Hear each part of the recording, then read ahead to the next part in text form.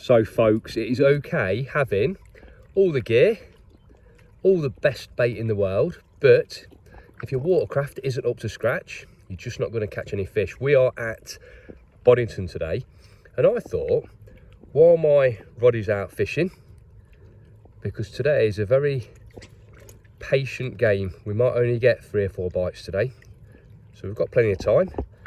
While that's out fishing, I thought I'd talk to you about location, chucking out, where we're going to cast, where we're hoping the fish are going to settle in our swim, because this is a massive expanse of water.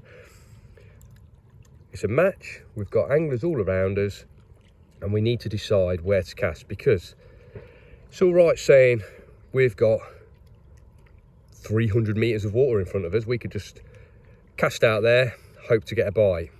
But realistically, our swim is limited. It's limited by the anglers either side, because we can't go left and right really.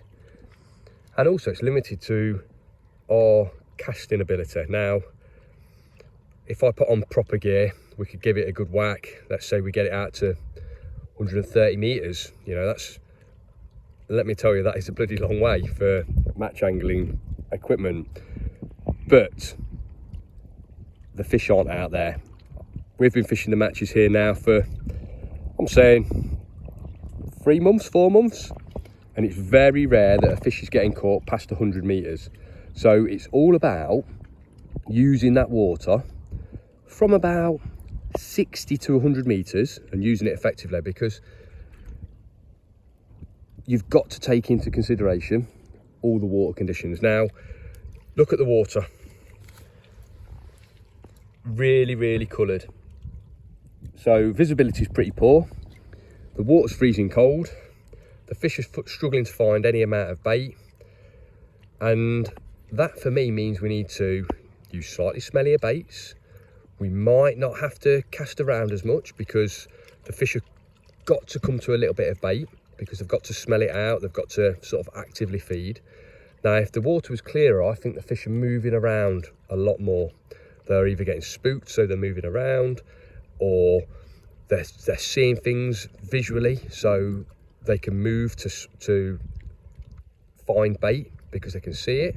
And obviously we know that them seeing the bait is a really big trigger that makes them, you know, go hunting for the bait and actually pinpoint a particular bait. So if the water was clearer, I'd maybe be casting around a little bit more.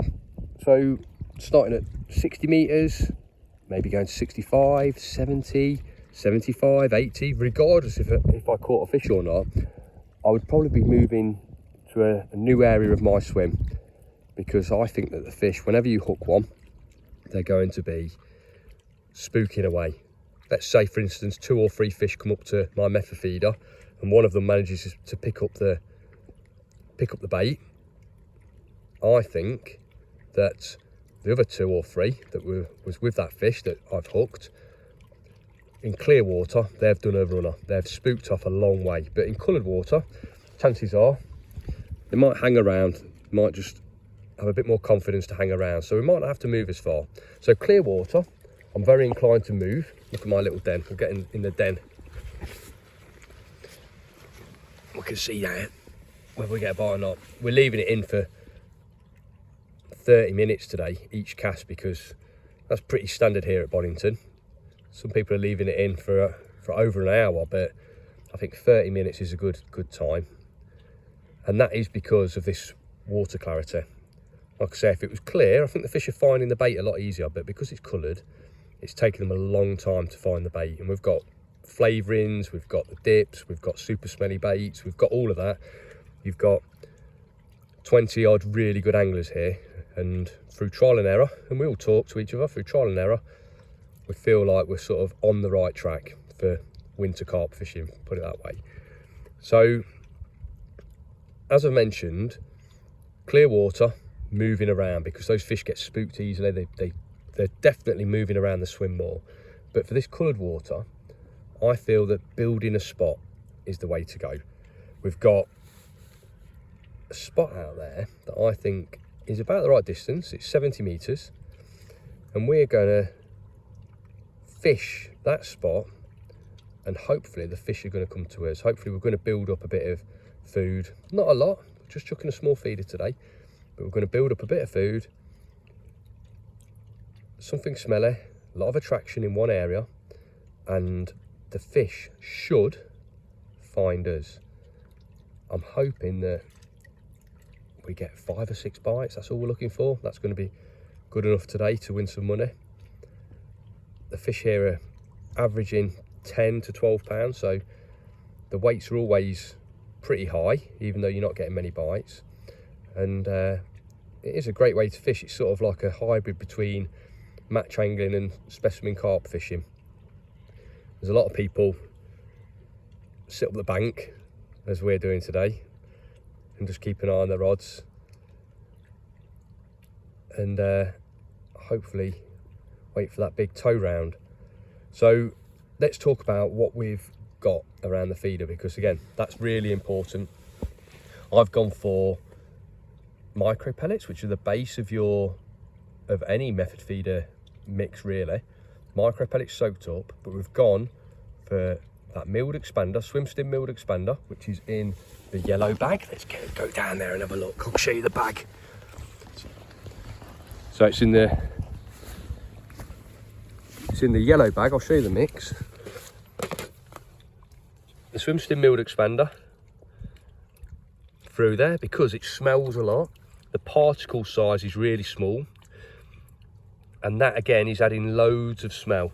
I like the fact that it turns everything a little bit more yellow as well, a little bit brighter. We've mixed that up to like a consistency that's going to hold around a method feeder, because I'm using a method feeder today. You can see a mould. I'm using a method feeder today, little method. We've mixed that up, so it's going to hold around a method feeder but break down quick. Now, the reason I use the expander is because it's spongy, and because it's spongy, the water gets into it, breaks it down super fast, and obviously then our hook bait's exposed and we are fishing effectively. Yellow wowser, or a little bit of bread, or a little bit of meat, we're going to alter the hook baits, but it's all about that smell. It's all about finding the fish or making them come to you. So general rule, the more coloured it is, build a swim, don't move around as much. The clearer it is, you have got to find those fish, and you've got to keep searching for them, because they're going to be on the move all the time. That is general sort of like watercraft in the winter months when we're fishing for these big wary carp. Hopefully we get a couple of bites today, but even if we don't, we're going to be sitting up the bank nice and comfy, eating a lot of food.